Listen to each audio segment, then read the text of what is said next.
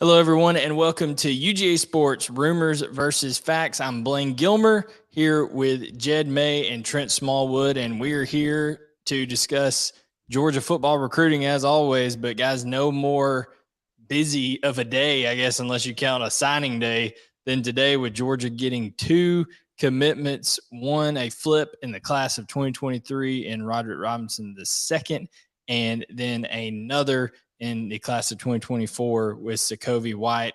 Guys, like I said, been a busy day. What's your reaction to these two pickups for Georgia? Yeah, I mean, I think you got to start with the current class, right? And Roderick Robinson is a guy. I mentioned this in my uh, visit preview on Friday that he's a guy. When Georgia gets these commits to other places on campus, good things tend to happen. It happened with Raylan Wilson, happened with Justin Rhett, and you get Roderick Robinson, who is in Athens for the weekend. Blaine, you mentioned last night that he was still in town on Sunday. He was, I believe, he said having dinner with the coaches about 6 o'clock last night, and less than 24 hours later, he flipped straight from UCLA to Georgia. So clearly, a home run visit for a guy that Georgia's really been prioritizing for, I mean, the better part of probably 2-3 months now. Yeah, we Trent, before we get your thought on it, I wanted to share. We put out last night that I had a phone call with him at around 9 o'clock, almost 10 o'clock last night, and I pressed him pretty hard, like, hey. Is this? I basically straight up asked him, did they do enough to get? He's like, well, we'll see. He goes, I do plan on coming back for a Tennessee visit, and he gave me quotes as to if it were to be Georgia, why and what they did great. So we kind of knew it was coming. Didn't know it would exactly be today that soon. Typically, you get home, unpack the bags, stuff like that, Trent. But he was ready to be a Georgia Bulldog, it appears. Yeah, I mean, committed to UCLA, and that program's been winning this year. But as far as the fan base and the atmosphere you're in, the two schools don't compare at all. And being in that atmosphere this weekend, and on a weekend that Georgia really showcased the running back and really had success running the ball this weekend, and I think that was a positive in this. Showcasing Branson Robinson, showcasing the freshman. Having the opportunity to go out there and lead the team in rushing, and just an overall atmosphere and everything involved. Now, we've always talked about Kirby Smart having these on-campus visits and how successful he's been when he's able to get players on campus. With Roderick committing, Sacovie committing, and I don't think they're done after that with the guys that were on campus this weekend. Absolutely, and it was a star-studded list. You had the commits there. There was that picture that's kind of going around now with Pierce. It was from left to right. I think I don't remember exactly the order, but I know they had C.J. Allen, Gabe Harris, Samuel Mpemba, A.J. Harris, and Pierce Sperlin there. And it's kind of playing a game. Okay, which one of these things is not like the other? That would be Samuel Mpemba right in the middle. Now, he is taking an official visit to Tennessee this weekend. Jed, you put that out on Twitter not long ago, but certainly seems that Georgia is in a great spot right now with Samuel Mpemba. We'll touch on that here real quick before we get to Sacovie White's commitment. Yeah, I mean, he's another one of these guys that it's kind of been rehashed, but Chidera Uzo-Deribe getting this job has just taken Georgia's involvement in this to a whole nother level, and they have a really strong connection. Like you said, he's got a great bond with AJ Harris, who talks to him like on a daily basis. Gabe Harris down at IMG Academy is in his ear. And the thing is, I mean, Bradenton's not like it's not close. Like AJ Harris being in town, for example. I mean, Central Phoenix City is probably 3 hours or so from Athens. Bradenton's a hoof, especially for an unofficial visit. So he's made 2 trips to Athens already, with an official one still to come. For all you people out there that follow the visits, it seems like Georgia is trending in a major way, and that kind of matches what we've been hearing from sources and everything like that over the past few weeks. And that doesn't even count the visit that he took to Missouri last weekend, which was more than likely to see Georgia once more. And I know he was back home with the hurricane situation in Florida, but he did get another opportunity to see Georgia. So he's actually seen Georgia 3 times, I think, this year. And he will be back more than likely again. Yeah, he definitely a guy that seems to be trending Georgia's way. You know, if Tennessee in all their own right has a ton of momentum, so they could have a chance to impress him this weekend. And of course, there's that big matchup. He's a guy that's been adamant, you know, that he's going to wait till December to make a decision anyway. So you don't want to get too far out over your skis, but it does seem like a lot of momentum there. But speaking of a lot of momentum. I know we're going to get to Sacovie White's commitment here in just a little bit. I did want to circle back real quick to Roderick Robinson as a running back. Trent, when you look at this guy, 6'1", 230 pounds. Speaking of a lot of momentum, when he gets going, he's a thumper, but he's also got a little bit more wiggle and a little bit more breakaway speed, top end speed than you would think at that frame size. I mean, he's taller, but he almost reminds me of a CJ Anderson type runner in the NFL, a guy that it can punish you, but is gonna definitely have some moves on him as well. Yeah, a player at that size, you really look and see if they have the burst that is really required to play, especially at a school like Georgia. You know, that I think that's one thing that Georgia's kind of missed, and we saw that with Branson Robinson the other day. And you know, Kenny McIntosh has got that burst, but we saw that with Branson Robinson just able to hit the hole, how fast you can hit the hole, and how fast you can get up in the open field. And I think there's been a lot. Of stutter stepping in Georgia's backfield this year instead of just really showing that burst. And you really see that on film with Roderick. He has the burst. He has the size at 230 pounds. He will run over you or he can run past you. You know, he's a guy who has ran track in the past. I think he's was a 400 guy either last year or the year before. And I think he was clocked like a 52-second 400. So he's definitely got some speed, and but at a guy that size, you know, he's going to be able to hammer the rock. He's going to be and one thing that's really that Georgia's really focused on this year at running back recruiting is catching the ball out of the backfield, and Roderick can really do that as well. Yeah, he's only got a couple catches, I think, on the year for his team, but in 7-on-7s and stuff, some of those, the opening, all these big competitions that he's been a part of, you see him running wheel routes down the sideline, Jed. So he's a guy that is definitely very athletic, and we'll have questions on Roderick, so we can get more to him in just a minute.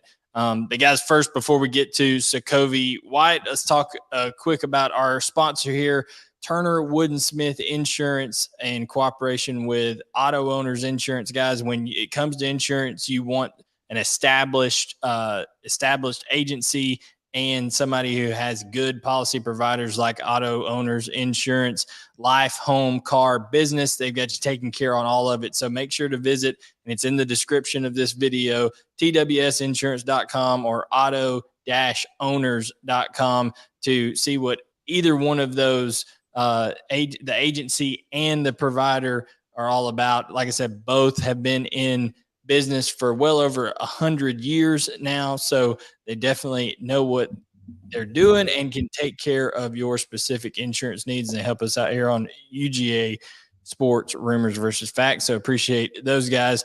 And speaking of being helped out, Jed, the 2024 class continues to be bolstered with nothing but skill guys over there on the offensive side. Sacovie White joins Nye Carr, joins Landon Thomas, joins Tavani Mizell. It's a gifted group of skill players so far that Georgia's collecting, and you know it seems like a quarterback won't be too far off from joining them either.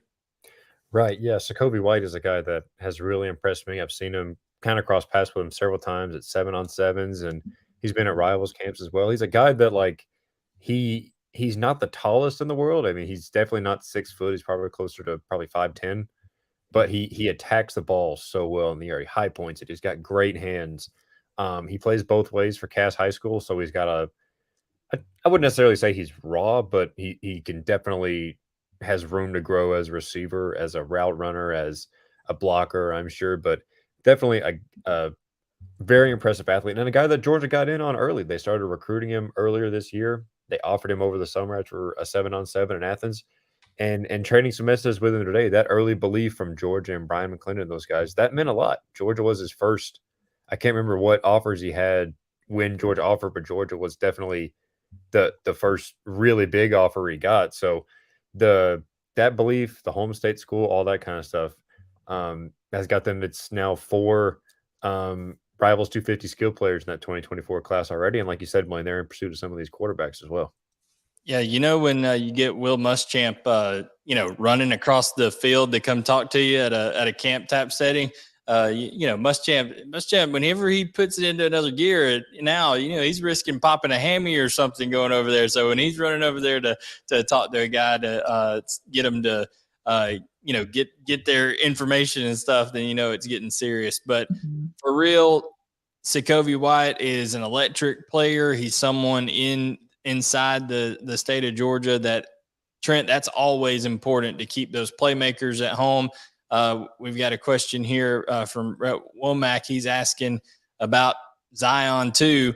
Now that they have Nikar in state, Landon Thomas in state, Sacovie White in state, do you think it's realistic, Trent, that they could, go after Zion Reagans and really have an unbelievable inside the state of Georgia 2024 group? I mean, I think there's definitely a chance there. Georgia has really focused on keeping these guys at home, and we talked about keeping them playmakers at home. And Sacovie is definitely one of those guys. He was a 5A named to the first team All-State wide receiver last season, and he's just electric. He's one of those guys that's just very talented with the ball in his hands. Makes a lot of people miss, and he's really improved his game as just a complete wide receiver. He's improved his route running and ability to catch the ball over the middle. But he's very deadly with the ball in his hands, and I think you'll probably see. With Monken in town and the way he likes to run his offense, you'll definitely see some end arounds and stuff with him and get the ball in his hands and let us use his playmaker ability in space. But yeah, as far as locking down the state, I think they're going to continue to try to work that area and Georgia's been successful up to this point, and I don't see any reason why they couldn't continue the success in the state of Georgia. Yeah, I mean, outside the twilight zone that is Gwinnett County, everything's normal for Georgia. You can't. Gwinnett County has really become, just a national, just stockpile for college coaches to come into, and those kids grow up literally from 9-10 years old in that. What is it? The GFL, the Gwinnett Football League, whatever it is over there, where they literally see these guys that are their older brothers, their cousins, all this kind of stuff, getting recruited from people all over the country. So I think it's just a little bit different than it is most places. But doesn't mean Georgia's going to stop trying to recruit them. There'll be a lot of prospects on the field with Buford and Mill Creek this weekend coming up that Georgia will be after in the classes of 2024, 2025, and beyond. Jed, before we get to the vault question, speaking of that, a lot of visitors in town this week for Georgia for that Auburn contest. Really one of the bigger environments that Georgia has an opportunity to host this year. I know you had reactions from a ton of guys on there. Who are maybe some everybody, we've kind of touched on Mpemba being there. We've touched on of course, Roderick Robinson was there. So a lot of the commits. Monroe Freeland was also there, another commit that was there trying to help court guys. But who are some of the younger guys that were there that maybe people need to take notice of that we put in some of our pieces, in reaction this weekend? Yeah, it was interesting this weekend because we were talking about this just texting each other last week. They had 4 2025 quarterbacks in town. Yeah.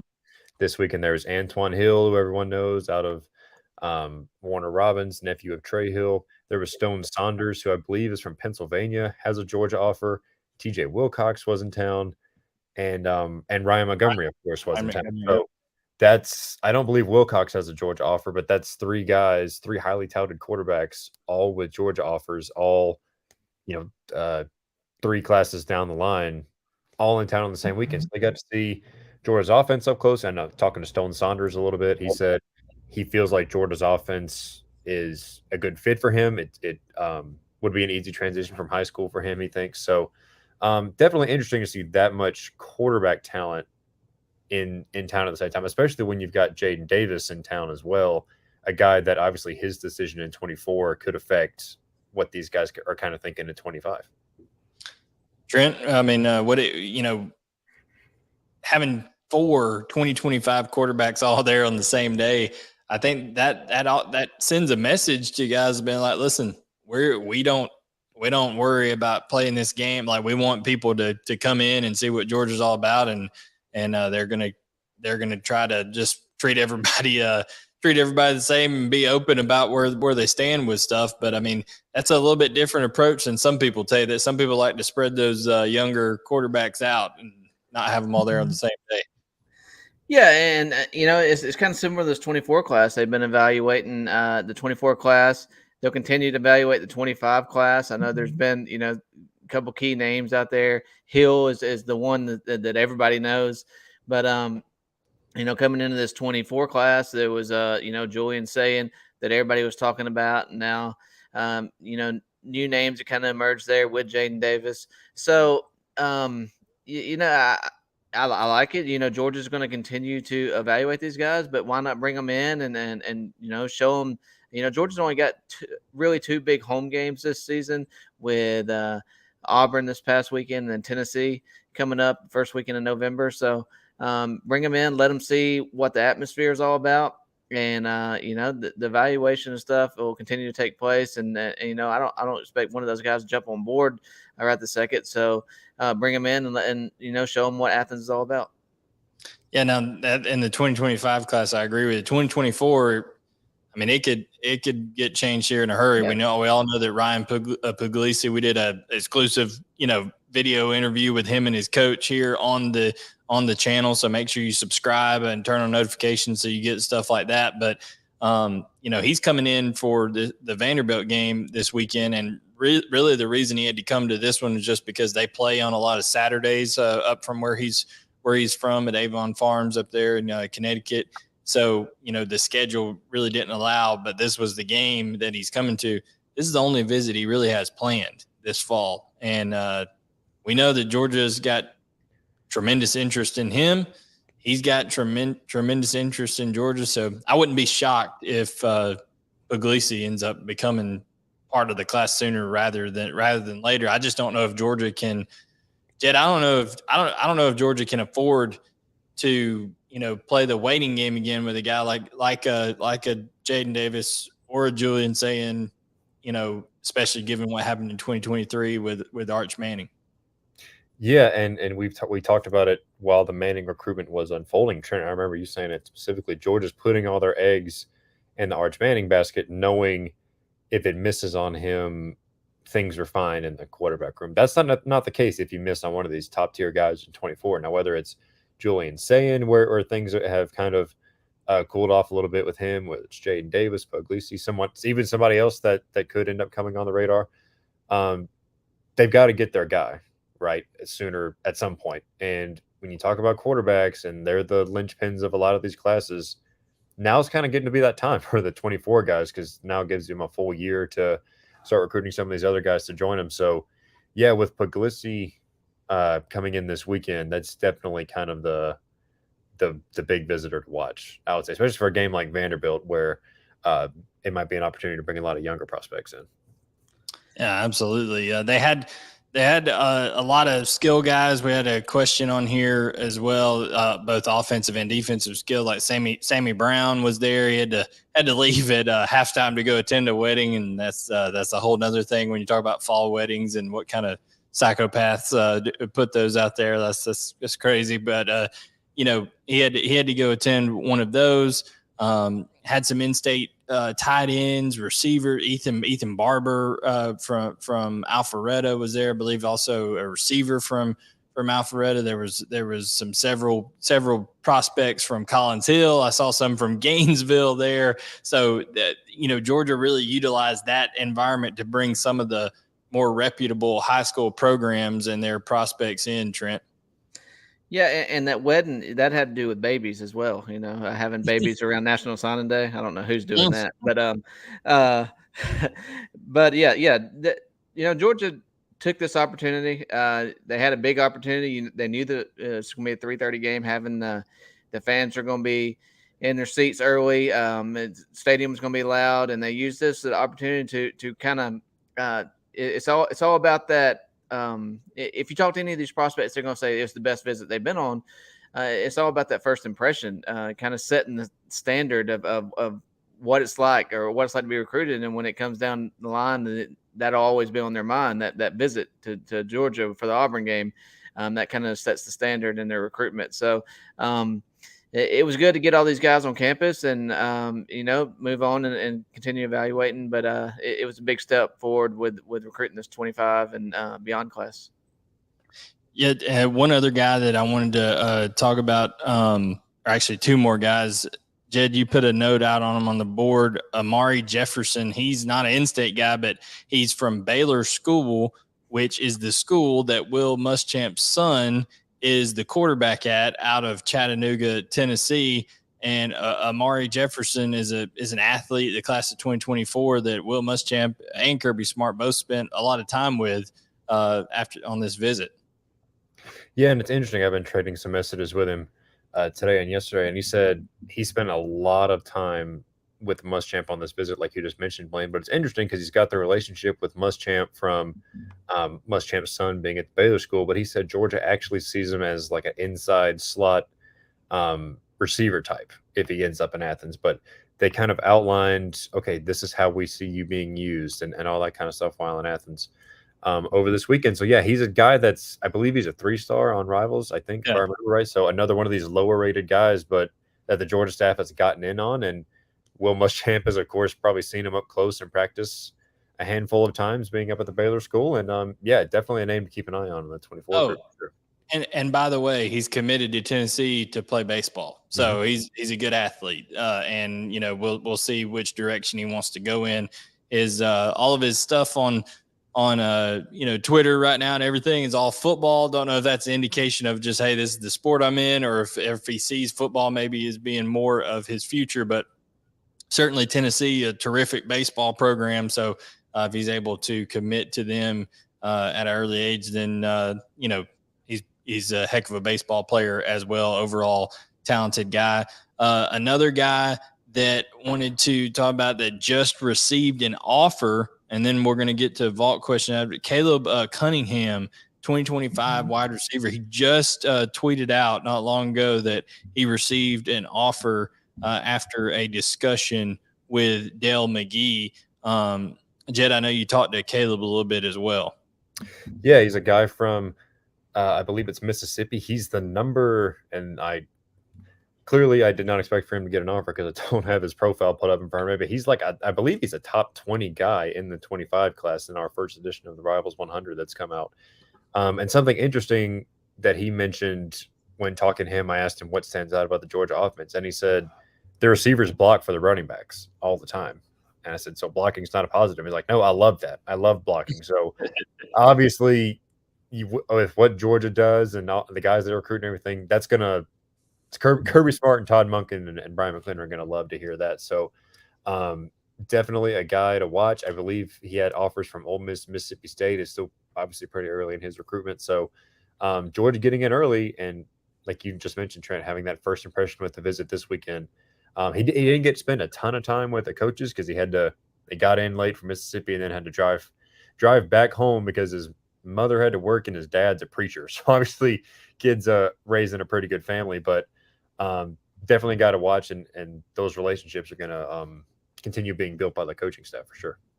Absolutely. So that is why you tune in to Rumors versus Facts, because people can get offered and all that kind of stuff literally while we're on air. So each week, tune in. Like I said, we're approaching 30,000 subs on the channel. That's because you guys have been so kind as to hit that subscribe button. If you don't already, please do turn on notifications. And now, Jed, here's your time cue for our timestamps. First question here we have from Andy Stowe. Jed. Yep, he says, "What are you hearing on flips to and from UGA? Big names? ? And to keep the wrestling theme alive, if you didn't see Bray Wyatt return this weekend, you need to check it out." Blaine, I'll let you handle the first part or the last. Well, the last part. As far as wrestling goes, I didn't see Bray Wyatt this weekend. I haven't watched Extreme Rules yet, Andy Stowe. But hey, I appreciate you turning me on to that, so I can tune in and see. I don't know if he came back as the Fiend or actually as Bray Wyatt, but excited to see that. And then in terms of flips, guys, we were talking, in our chat last night, Trent. There was a guy that Georgia was pursuing pretty heavily in Anthony Evans, and he just so happens to be committed to Oklahoma, who has been absolutely just lambasted the last 2 weeks. You got to wonder if that has any impact on his recruitment. And Oregon is coming after him. They just offered him Dan Lannon and company coming knocking. So who knows if that recruitment may open back up. Yeah, and it's one of the flips that we've talked about recently, along with Roderick, is possible flips. Who we think would be like the highest chance of happening, and we've included him just for the simple fact that Georgia never lost contact even after he committed to Oklahoma. They continued to build that relationship. McClendon continued to work there, and he's. And then we say Oklahoma's struggling. So the combination of things just makes me think that, something could happen. I know other schools are in it as well. Other schools are pursuing. You mentioned Oregon. I know they offered over the weekend. So, I think there's a very good chance he flips. Now, will it be to Georgia? I think Georgia needs to get him back on campus at some point this fall.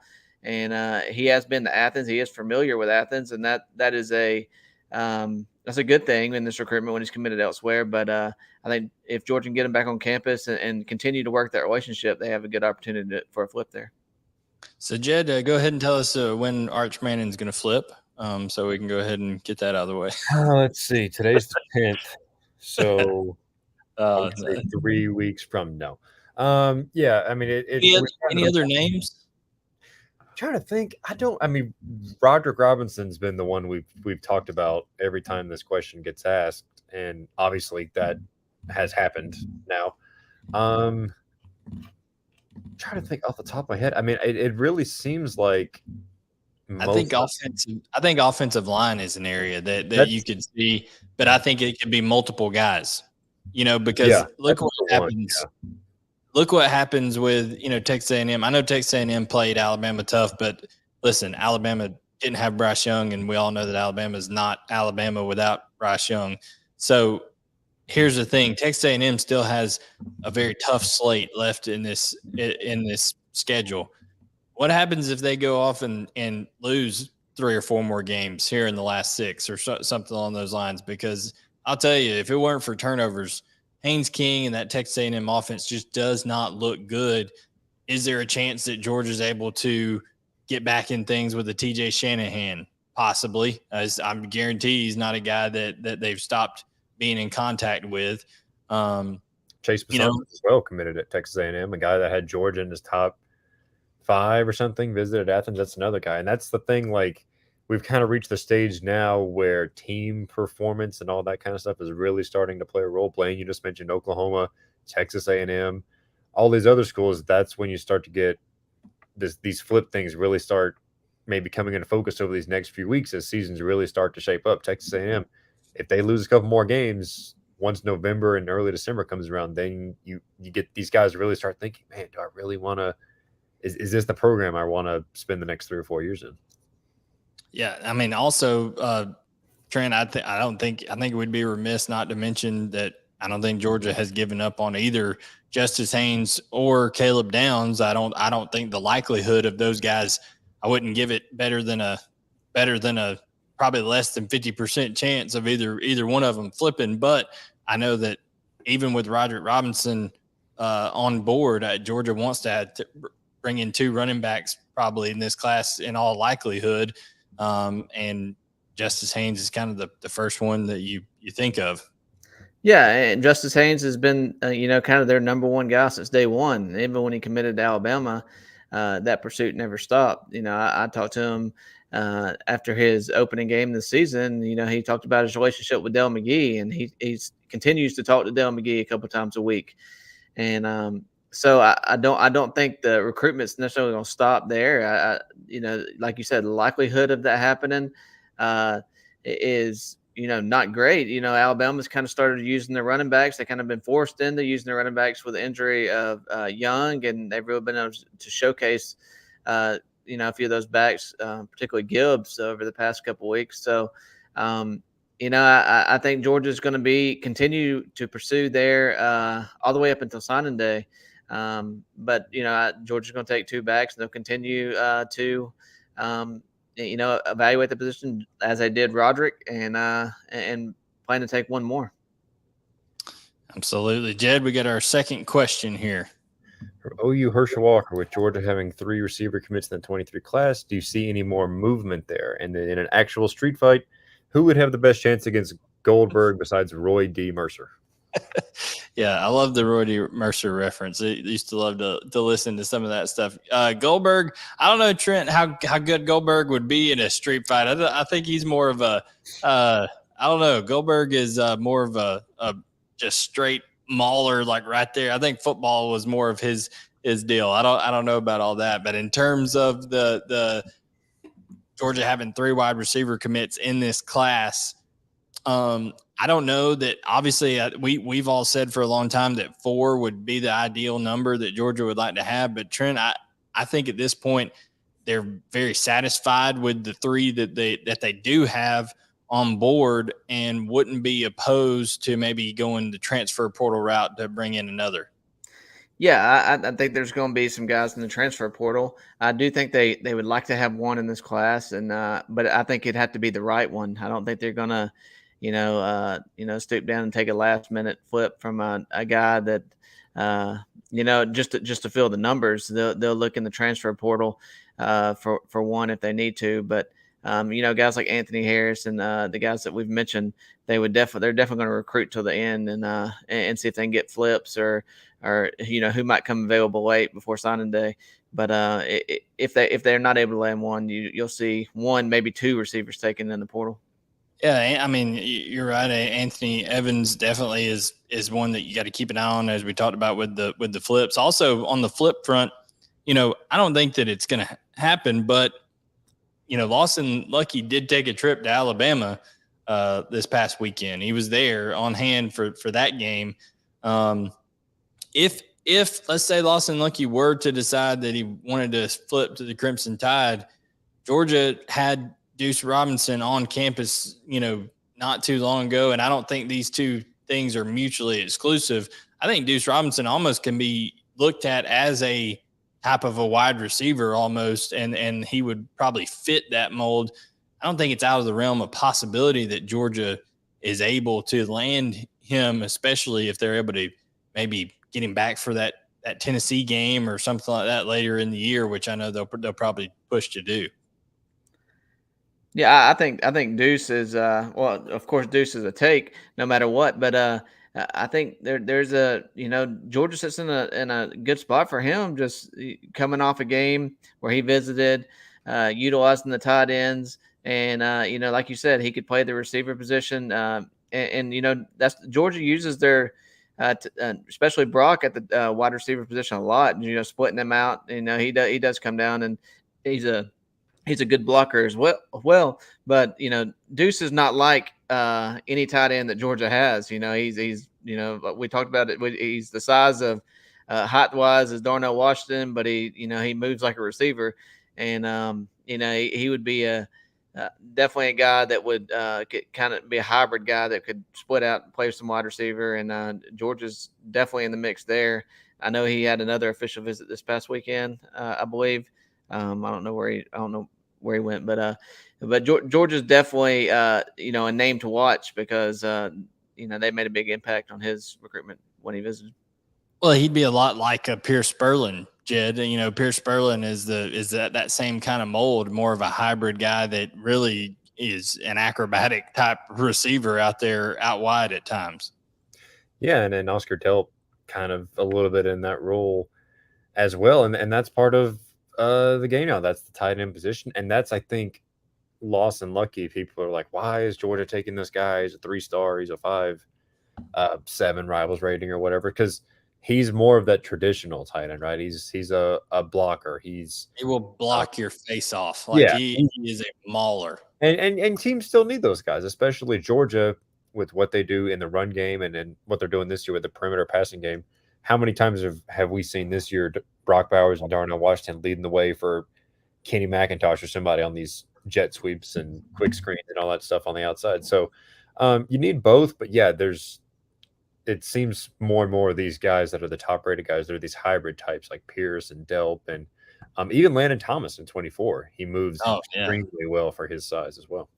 Yeah, Landon Thomas, I didn't realize I did the ball in the future piece today. He's got 5 rushing touchdowns on the year and 4 receiving touchdowns. So they're using him like they're using Brock Bowers down there in Colquitt County.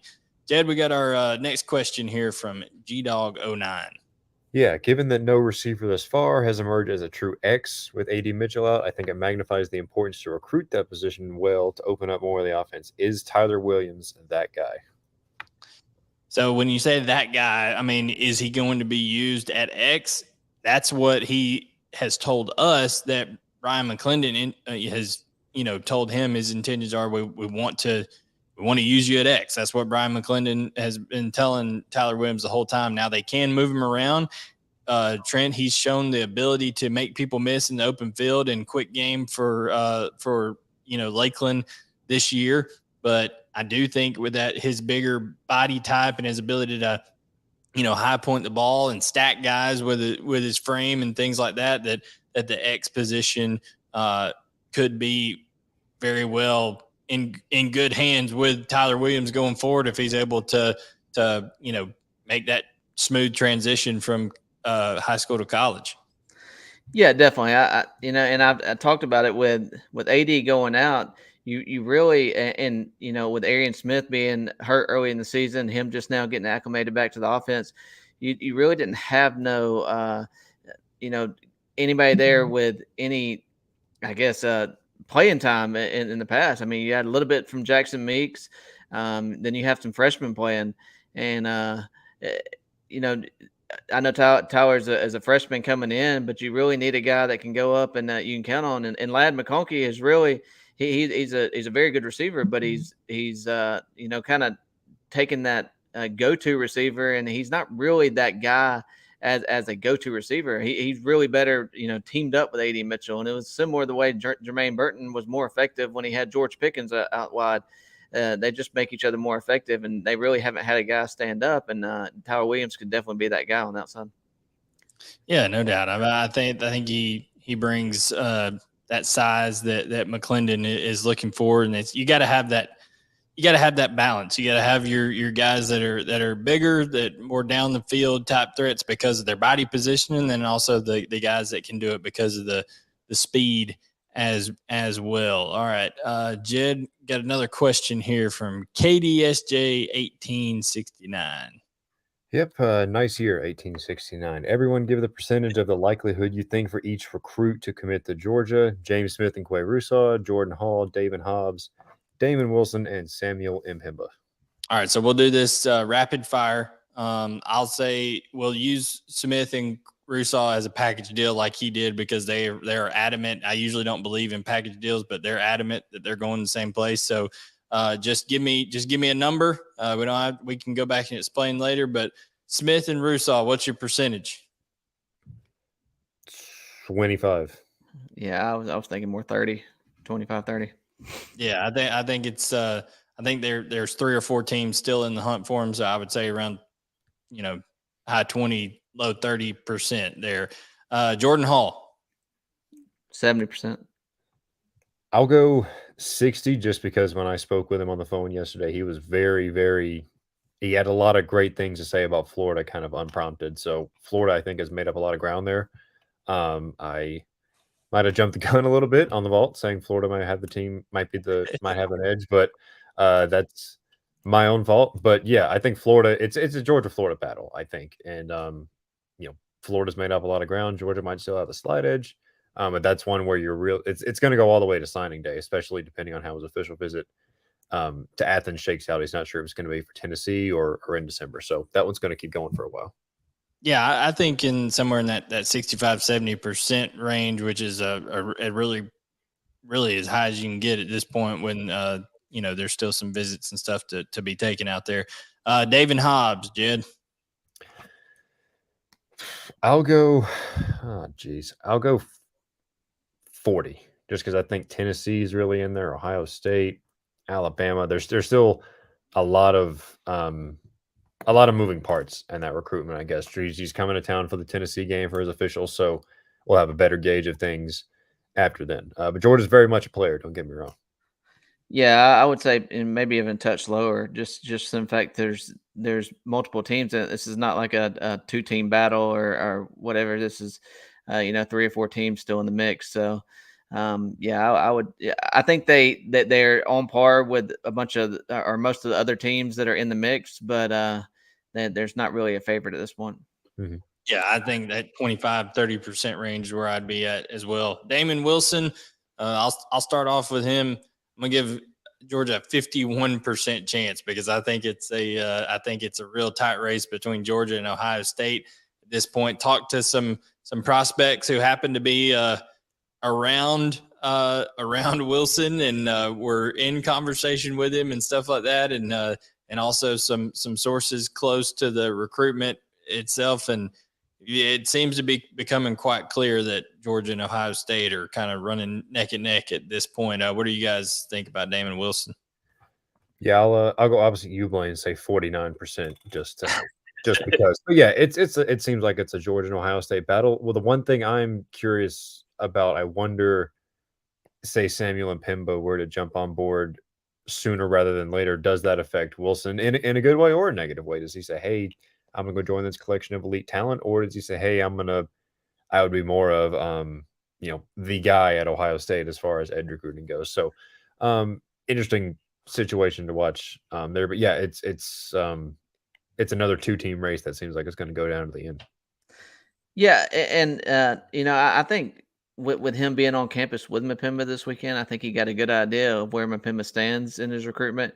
And and I think Georgia still stands a really good chance to land both of them, just with the fact that both of their outside linebackers right now that get all the playing time are seniors.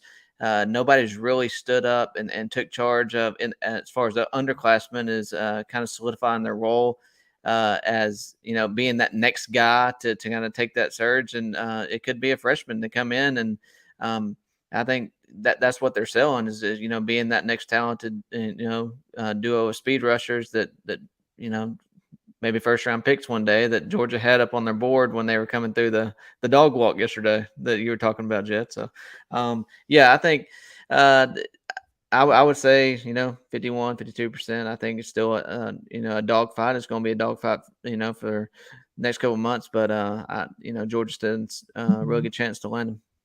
Samuel and Pimba, I'm going to say 80%. I think Georgia's, it's theirs to lose at this point is what I believe. Yeah, I'm going to go 85. I'm going to go 86. Oh, one-upped you there. There we go. I bid $1. $1. All right, Night Dog, you got a what question? About Arch Manning? Yeah, 0. All right. 1.8%. So you're saying there's a chance? Yeah, absolutely. All right. So what Night Dog Jed says, any information on athlete Robert McNeil from Bowden, Georgia? He plays QB in high school, ran 4.41 at UGA camp this past summer. Heard Bobo has heard from Bobo regarding recruiting. So this is someone who obviously knows Robert McNeil because that's a lot of detail there. I've not heard a ton about Robert McNeil at this point. Doesn't mean that we won't. Jed, what are you hearing on that front? Well, because we value the opinions of our loyal Vault readers, I reached out to Robert McNeil a little while ago, and he said basically he's focused on the season right now and all that kind of stuff. I've still got to follow up with him, but he did visit Georgia for the Kent State game a couple of weeks ago from looking around on Twitter, and he's a guy to monitor. He's one of these guys that I don't believe he has a Georgia offer. I could be wrong, but if this 4.41 time at a camp over the summer is accurate, that's definitely something the staff would have taken note of. So he could be one of these guys that the staff is continuing to monitor. He's a 23 guy, so clock's obviously kind of ticking there, but he could be one of these guys the staff continues to monitor and is getting more and more film of as the season goes on. And a late offer is just as good as an offer that comes 4 years ago, right? If the staff decides to pull the trigger, Mr. McNeil could be a guy. We were just talking about would they add another receiver or not. They could ultimately decide, okay, we would rather try to bring Robert McNeil aboard at receiver as opposed to adding an extra corner or whatever, So definitely a name to keep an eye on. We will be following up with him, but yeah, he's a name to know. Last question we got here, Speedy Dog. It says, "Is Ruben Owens a flip candidate? If not, who is the flip RB guy that insiders keep referring to?" Listen, I've not been referring to any other flips other than Justice Haynes at this point. But listen, if Satterfield gets fired at Louisville, which isn't not out of the realm of possibility at all, I think you could see a lot of movement in that Louisville class. Guys like Madden Sanker, Ruben Owens, they're putting together a pretty good class. So Louisville's got to balance that out. Do they want, they want a new coach, or they want to try to keep a recruiting class intact? Trent, what's your opinion on, Owens came to Georgia a lot, spent a lot of time around the Georgia program. Things got pretty serious there. You think he's a flip candidate? I mean, I'm not going to mark him off because at this point in the game, the way Kirby and his staff recruits, all these guys that they have prior relationships with that they still want, and they're still a take, and they're still recruiting. There's still relationships building there, and behind the scenes, there's a lot of stuff going on. I'm not going to completely mark it off thing. I don't. The likelihood of it happening with the way things stand right now, with Louisville still having their coach, as long as that stays intact, and the way things are going, I don't see it as a very good possibility that he flips. But I'm never going to eliminate the chances of something happening down the getting closer to signing day. Good. Yeah, I mean, and especially too because when Ruben Owens committed to Louisville, there was obviously all the smoke about a huge NIL deal and all this other kind of stuff. And I mean, if that's the nature of things, that's obviously something Georgia hasn't shown a willingness necessarily to do, is just throw these random or these huge NIL bags at guys. So like you said, Trent, you can't mark him off. I mean, you never know. Especially Ruben Owens, it looked like he's had some different leaders at different points throughout his recruitment, but yeah, I wouldn't necessarily say it's even likely or it's a situation to monitor, I guess, especially like you said, Blaine, if Satterfield gets fired. But here's what you need to monitor. Louisville's about to play Pittsburgh, Wake Forest, James Madison, who is ranked, by the way, after only 5 games at FBS, and they are good. I'm telling you, James Madison is a good program. Like so, I said they got Pitt, Wake Forest, James Madison, Clemson, NC State, and Kentucky. I don't know if I see a sure win on that. Like they maybe you could say that they may be a favorite on that James Madison game, but I don't know if that's certain or not. Two losses in a row and a loss to James Madison might be the nail in the coffin. Might be the death nail. Yeah. That could be it, and then all bets are off. So just keep an eye on the Louisville Cardinals there. We mentioned, Madden Sanker. We mentioned, if Georgia needed to take another offensive lineman and he became available again, there's a prior relationship there. So as we said, Kirby and company, they keep up with those guys. But Trent, Jed, anything before we sign off here? Anything that we got coming up on the website people need to be looking out for, anything like that? No, just we're still all in the process of talking to these guys from the weekend. Trent, I know is we're going to get in touch with Jordan Louie, another 23 running back who was in town, and we'll have stories like that over the next few days. And then we do it all again next weekend with Vanderbilt. Puglisi's in town, Blaine, like you said. Let's see. So it's going to be another interesting weekend to see which guys are in town and if any. I'm curious to see what the visitor list ends up looking like, because on the one hand it's an SEC game, on the other hand it's Vanderbilt, on the other hand it's homecoming. Like there's a lot of kind of interesting factors playing into this as far as what the visitor list could be. So it's another 3:30 game that allows recruits to be able to get there even if they have a game on Friday nights. Yeah, so interested to see how the visitor list stacks up this weekend. Yeah, I've still got to get that story out on Ryan Montgomery that I did with him. So you'll be able to see that 2025 quarterback.